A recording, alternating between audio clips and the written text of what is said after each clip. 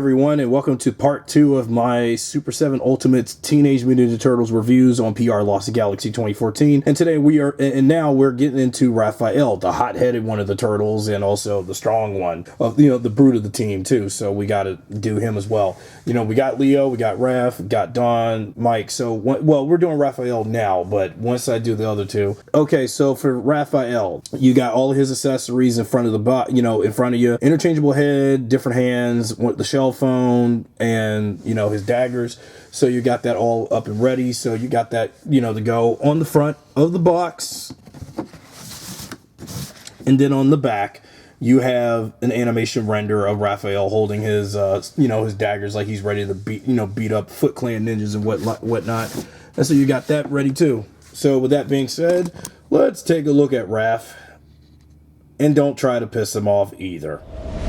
Okay, everybody, now that we got Raphael out of his package, now let's take a look at all his accessories and then the figure, how he stands with Leonardo, until we do their other brothers too, Michelangelo and Donatello. Okay, so you got Raphael's interchangeable hands, you got bald fist, open hand, so you got those two hands ready to go and add to the collection. Then you also got a shell phone, or communicator, shell communicator, however you call it. Because again, like I said, I haven't watched the 2003 series in syndication in like a really long time after it ended. But yeah, they even have this phone. But I think all the turtles got it, like Donatello and Michelangelo too, when I go over them too next. And then next you have the alternate head of Raphael, like he's just like crashing out and stuff. I'm like, come on. Like, well, again, that's quite the expression I will give Raph. But I mind this facial expression, but we'll see how it looks on the figure once now that going into the figure itself.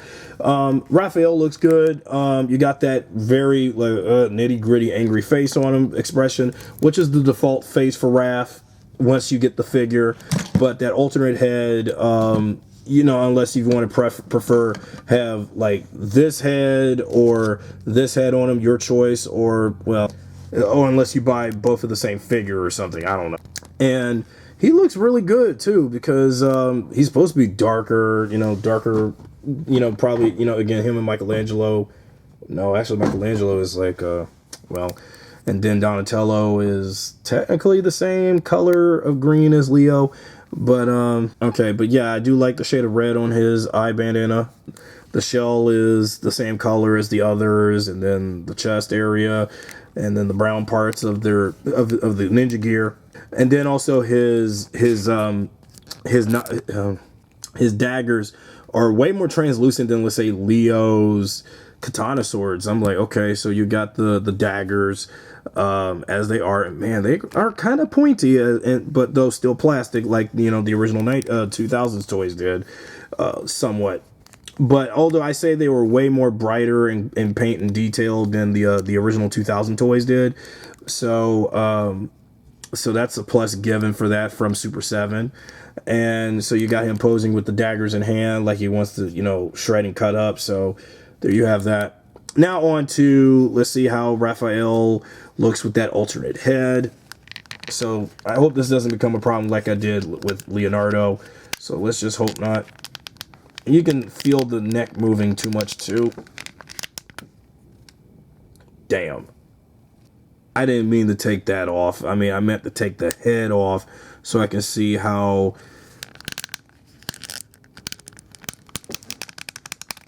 Okay, it doesn't want to come off.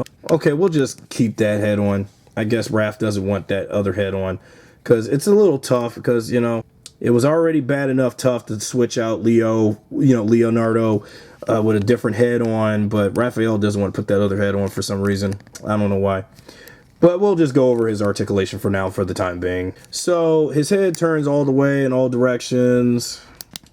All directions. And yeah, his neck can also move too, but it can only move back and forth just like the other. And then as for elbow crunch, let's see about the elbow crunches.